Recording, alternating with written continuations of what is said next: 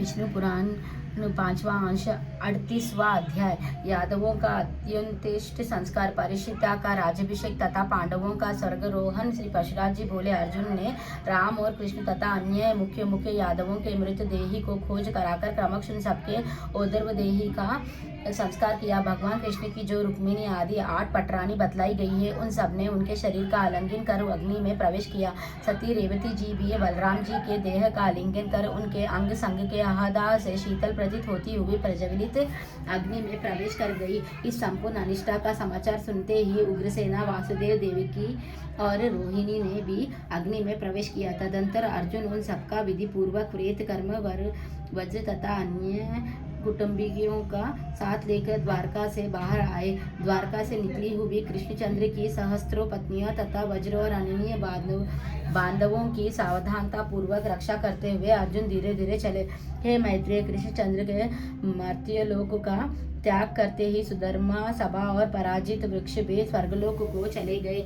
जिस दिन भगवान पृथ्वी को छोड़कर स्वर्ग सिधारे थे, उसी दिन से यहाँ मलिन देह महाबली कलयुग पृथ्वी पर आ गए। इस प्रकार जनशून्य द्वारका को समुद्र ने डुबो दिया। केवल एक कृष्णचंद्र के भवन को वह नहीं डूबता है।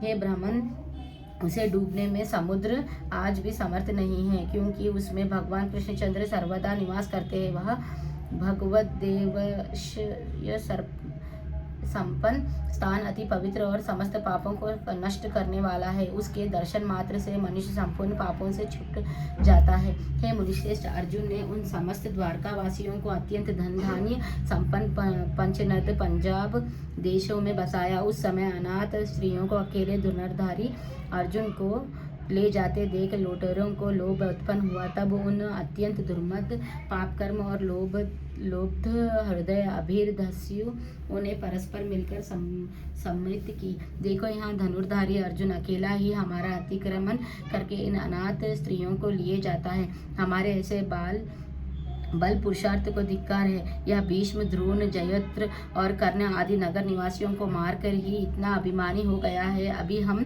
ग्रामीणों के बल को यह नहीं जानता। हमारे हाथों में लाठी देखकर यहाँ दुर्मति धनुष लेकर हम सबकी अवज्ञा करता है। फिर हमारी इन ऊंची ऊंची भुजाओं से क्या लाभ है। ऐसी सम्मति कर वे सहस्त्र लुटेरे लाठी और ढेले लेकर उन अनाथ द्वारकावासियों पर टूट पड़े।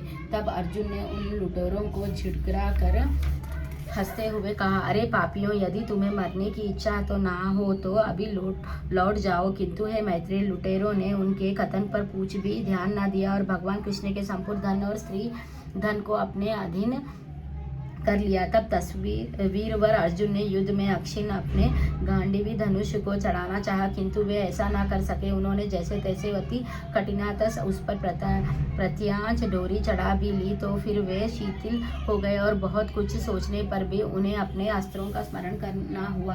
तब वे क्रोध होकर अपने शत्रुओं पर बाण बरसाने लगे, किंतु गांडीवीधारी अर्जुन के छोड़े हुए उन बाणों ने केवल उनकी त्वचा को ही बींधा। अर्जुन का उद्धव क्षीण हो जाने के कारण अग्नि से दिए हुए उनके अक्षय बाण भी उन अहीरों के साथ लड़ने में नष्ट हो गए। तब अर्जुन ने सोचा कि मैंने जो अपने शर मोह से अनेकों राजाओं को जीता था, वह सब कृष्णचंद्र का ही प्रभाव था। अर्जुन के देखते देखते वे अहीर उन स्त्री रत्नों को खींच कर ले जाने लगे तथा कोई अपनी इच्छा अनुसार इधर उधर भाग गई। बाणों के समाप्त हो जाने पर धनंजय अर्जुन ने धनुष की नोक से ही प्रहार करना आरंभ किया, किंतु हे मुने, वे दास्युगुण उन प्रहारों की ओर भी हंसी उड़ने लगी। हे मुनिश्रेष्ठ, इस प्रकार अर्जुन के देखते देखते वे मल्लछनगण, वृष्टि और अंधवंश की उन समस्त स्त्रियों को लेकर चले गए। तब सर्वदा जयशील अर्जुन अत्यंत दुखी होकर हा कैसा कष्ट है ऐसा कहकर रोने लगे और बोले, अहो, मुझे उन भगवान के ने ही ठग लिया। देखो, वही धनुष है, वे ही शस्त्र है, वही रथ है और वे ही अश्व है, किंतु अश्रोत्रियों को दिए हुए दान के समान आज सभी एक साथ नष्ट हो गए। अहो देव बड़ा प्रबल है, जिसने आज उन महात्मा कृष्ण के न रहने पर असमर्थ नीच अहीरों का जय दे दी। देखो, मेरी वे भी भुजाएं हैं, वह मेरी मुट्ठी है, वही कुरुक्षेत्र स्थान है और मैं भी वही अर्जुन हूँ। तथापि पुण्य दर्शन कृष्ण के बिना आज सब सराहीन हो गए। अवश्य ही मेरा अर्जुन तत्व और भीम का भीमत्व भगवान कृष्ण की कृपा से ही था। देखो, उनके बिना आज महारथियों में श्रेष्ठ मुझको तुच्छ अभिलाषों ने जीत लिया। श्री परशुराम जी बोले, अर्जुन इस प्रकार कहते हुए अपनी राजधानी इंद्रप्रस्था में आए और वहां यादव नंदन वज्र का राज्याभिषेक किया। तदंतर वे वपी निवासी व्यास मुनि से मिले और उन महाभाग मुनिवर के निकट जाकर उन्हें विनय पूर्वक प्रणाम किया। अर्जुन को बहुत देर तक अपने चरणों की वंदना करते देख मुनिवर ने कहा, आज तुम ऐसे कांतिहीन क्यों हो रहे हो? क्या तुमने भेड़ों की धूल की अनुगमन किया है अथवा ब्रह्म हत्या की है, या तुम्हारी कोई सुदृढ़ आशा भंग हो गई है जिसके दुख से तुम इस समय इतने श्रीहीन हो रहे हो? तुमने किसी संतान के इच्छुक का विवाह के लिए याचना करने पर निरादर तो नहीं किया अथवा किसी आगमय स्त्री से रमन तो नहीं किया जिससे तुम ऐसे तेजोहीन हो रहे हो? हे अर्जुन, तुम ब्राह्मणों को बिना दिए मिष्ठान अकेले तो नहीं खा लेते हो अथवा तुमने किसी कृष्ण को धन तो नहीं कर लिया है? हे अर्जुन, तुमने सूप की वायु को तो सेवन नहीं किया? क्या तुम्हारी आंखें दुखती है अथवा तुम्हारी किसी ने मारा है? तुम इस प्रकार श्रीहीन कैसे हो रहे हो?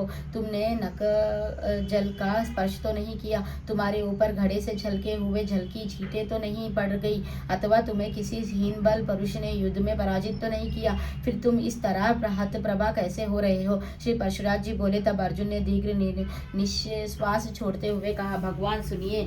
ऐसा कहकर उन्होंने अपने पराजय का संपूर्ण वृत्तांत व्यास जी को ज्यों का त्यों सुना दिया। अर्जुन बोले, जो हरि मेरे एकमात्र बल, तेज, वीर, पराक्रम, श्री और कांति थे, वे हमें छोड़कर चले गए। जो सब प्रकार समर्थ होकर भी हमसे मित्रवत हंस हंस कर बातें किया करते थे, हे मुने, उन हरि के बिना हम आज तृणमय पुतले के समान निस्तत्व हो गए हैं। जो मेरे दिव्य शस्त्रों, दिव्य बाणों और गांडवी धनुष की मूर्तिमान सार थे, वे पुरुषोत्तम भगवान हमें छोड़कर चले गए हैं। जिनकी कृपा दृष्टि से श्री जय, संपत्ति और उन्नति ने कभी हमारा साथ नहीं छोड़ा, वे ही भगवान गोविंद हमें छोड़कर चले गए हैं।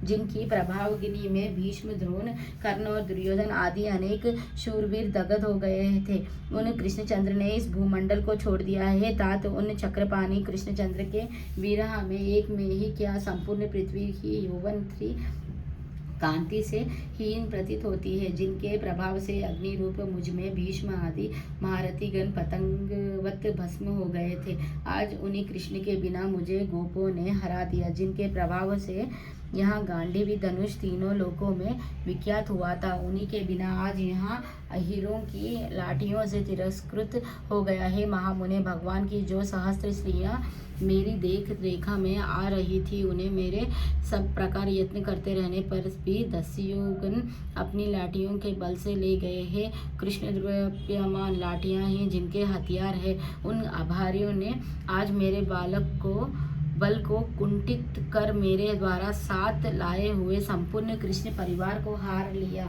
ऐसी अवस्था में मेरे श्रीहीन होना कोई आश्चर्य की बात नहीं है। हे पितामह, आश्चर्य तो यह है कि नीच पुरुष द्वारा अपमान पंख में सनकर भी है निर्लज्जा अभी जीवित ही हूँ। श्री व्यास जी बोले, हे पार्थ, तुम्हारी लज्जा व्यर्थ है, तुम्हें शोक करना उचित नहीं है। तुम संपूर्ण भूतों में कल की ऐसी ही गति जानो। हे पांडव, प्राणियों की उन्नति और अवनति की कारण काल ही है। अतः हे अर्जुन, इन जय पराजयों को काल के अधीन समझकर तुम स्थिरता धारण करो। नदियाँ, समुद्र, गिरिगण, संपूर्ण पृथ्वी, देव, मनुष्य, पशु, वृक्ष और सरीसृप आदि संपूर्ण पदार्थ काल के ही रचे हुए हैं और फिर काल ही से ही क्षीण हो जाते हैं। अतः इस सारे प्रपंच को कलात्मक जानकर शांत हो। हे धनंजय, तुमने कृष्णचंद्र का जैसा महात्म्य बतलाया है वह सब सत्य ही है, क्योंकि कमल नयन भगवान कृष्ण साक्षात काल स्वरूप ही है। उन्होंने पृथ्वी का भार उतारने के लिए ही मृत्युलोक में अवतार लिया था। एक समय पूर्व काल में पृथ्वी भार क्रांत होकर देवताओं की सभा में गई थी। काल स्वरूपी श्री जनार्दन ने उसी के लिए अवतार लिया था। अब संपूर्ण दुष्ट राजा मारे चुके, अतः वह कार्य संपन्न हो गए हैं। पार्थ, वृष्णि और अंधक आदि संपूर्ण यदुकुल का भी उपसंहार हो गया। इसलिए उन प्रभु के लिए अब पृथ्वी तल पर और कुछ भी कर्तव्य नहीं रहा। अतः अपना कार्य समाप्त हो चुकने पर भगवान स्वेच्छानुसार चले गए। हे देवदेव प्रभु सागर के आरंभ में सृष्टि रचना करते हैं, स्थिति के समय पालन करते हैं और अंत में ये ही उसका नाश करने में समर्थ है। जैसे इस समय वे राक्षस आदि का संहार करके चले गए। अतः हे पार्थ, तुझे अपनी पराजय से दुखी न होने चाहिए, क्योंकि अभ्युदय काल उपस्थित होने पर ही पुरुषों से ऐसे कर्म बनाते हैं जिनसे उनकी स्तुति होती है। हे अर्जुन, जिस समय तुझ अकेले ने ही युद्ध में भीष्म, द्रोण और कर्ण आदि को मार डाला था, वह क्या उन वीरों को कालक्रम से प्राप्त हिनवर पुरुष से पराभव नहीं था? जिस प्रकार भगवान विष्णु के प्रभाव से तुमने उन सबको नीचा दिखलाया था, उसी प्रकार तुझ दासियों से दबाना पड़ा है। वे जगतपति देवेश्वर ही शरीर में प्रविष्ट होकर जगत की स्थिति करते हैं और वे ही अंत में समस्त जीवों को नाश करते हैं। कौतन्य, जिस समय तेरा भाग्योदय हुआ था, उस समय श्री जनार्दन तेरे सहायक थे, और जब उस सौभाग्य का अंत हो गया तो तेरे विपक्षियों पर श्री केशव की कृपा दृष्टि हुई है। तू गंगा नंदन भीष्म पितामह के सहित संपूर्ण कौरवों को मार डालेगा, इस बात को कौन मान सकता था?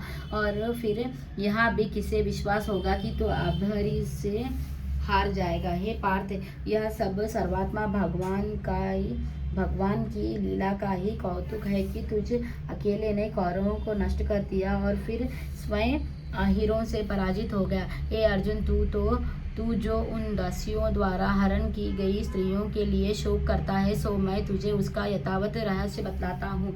एक बार पूर्व काल में विप्रवर अष्टवक्र जी सनातन ब्रह्मा की स्तुति करते हुए अनेकों वर्ष तक जल में रहे। उसी समय दैत्यों पर विजय प्राप्त करने से देवताओं ने समेरु पर्वत पर एक महान उत्सव किया। उसमें सम्मिलित होने के लिए जाती हुई रंभा और तिलोत्तमा आदि सैकड़ों हजारों देवगणों ने मार्ग में उन मुनिवरों को देखकर उनकी अत्यंत स्तुति और प्रशंसा की। वे देवगणों ने उन जटाधारी मुनिवरों को कंठ पर्यंत जल में डुबो देकर विनय पूर्वक स्तुति करती हुई प्रणाम करने लगी। है कौरवश्रेष्ठ, जिस प्रकार वे द्विश्रेष्ठ अष्टवक्र जी प्रसन्न हो, उसी प्रकार वो अप्सराएं उनकी स्तुति करने लगी। अष्टवक्र जी बोले, हे महाभागों, मैं तुमसे प्रसन्न हूँ। तुम्हारी जो इच्छा हो मुझसे वही पर मांग लो, मैं अति दुर्लभ होने पर भी तुम्हारी इच्छा पूर्ण करूंगा। तब रंभा और तिलोत्तमा आदि वैदिक वेद प्रसिद्ध अप्सराओं ने उनसे कहा, हे द्विज, आपके प्रसन्न हो जाने पर हमें क्या नहीं मिल सकाया? तथा अन्य अप्सराओं ने कहा, यदि भगवान हम पर प्रसन्न हुए तो हे विप्रेंद्र, हम साक्षात पुरुषोत्तम भगवान को पति रूप से प्राप्त करना चाहती है। श्री व्यास जी बोले, तब ऐसा ही होगा। यह कहकर मुनिवर अष्टवक्र जल से बाहर आए। उनके बाहर आते समय अप्सराओं ने 8 स्थानों में डेढ़ उनके पुरुष देह को देखा।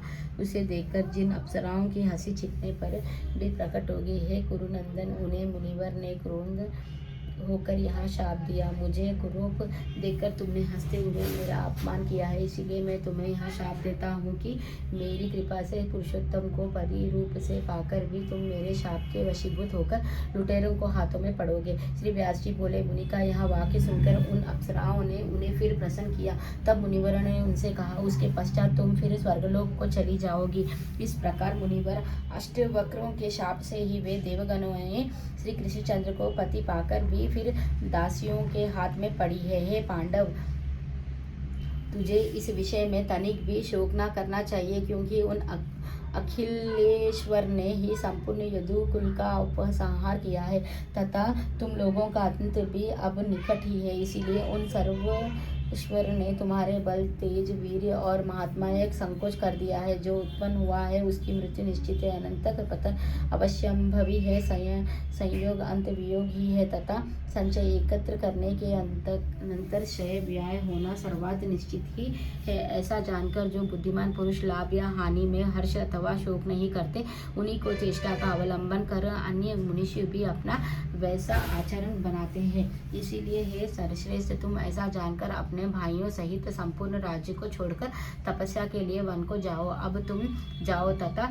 धर्मराज युधिष्ठिर से मेरी ये सारी बातें कहो और जिस तरह परसों भाइयों सहित वन को चले जा सको वैसा यत्न करो। मुनिवर व्यास जी के ऐसा कहने पर अर्जुन इंद्रप्रस्थान में आकर पृथ्वीपुत्र युधिष्ठिर और भीमसेन तथा जो नकुल और सहदेव से उन्होंने जो कुछ जैसा जैसा देखा और सुना था सब ज्यों का त्यों सुना दिया। उन सब पांडु पुत्रों ने अर्जुन के मुख से व्यास जी का संदेश सुनकर राजपद पर परीक्षित को अभिषिक्त किया और स्वयं वन को चले गए। है मैत्रेय, भगवान वासुदेव ने यदुवंशों में जन्म लेकर जो जो लीलाएं की थी वह सब मैंने विस्तार पूर्वक तुम्हारे सुना दी। जो पुरुष भगवान कृष्ण के इस चरित्र को सर्वात सुनता है वह संपूर्ण पापों से मुक्त होकर अंत में विष्णु लोकों को जाता है। इस प्रकार श्री विष्णु पुराण के 5वें अंश में 38वां अध्याय समाप्त। इस प्रकार श्री पराशर मुनि द्वारा विराचित श्री विष्णु परात्व निर्णायक श्री विष्णु महापुराण का 5वां अंश समाप्त। श्री विष्णु भगवान की जय। श्री लक्ष्मी नारायण की जय।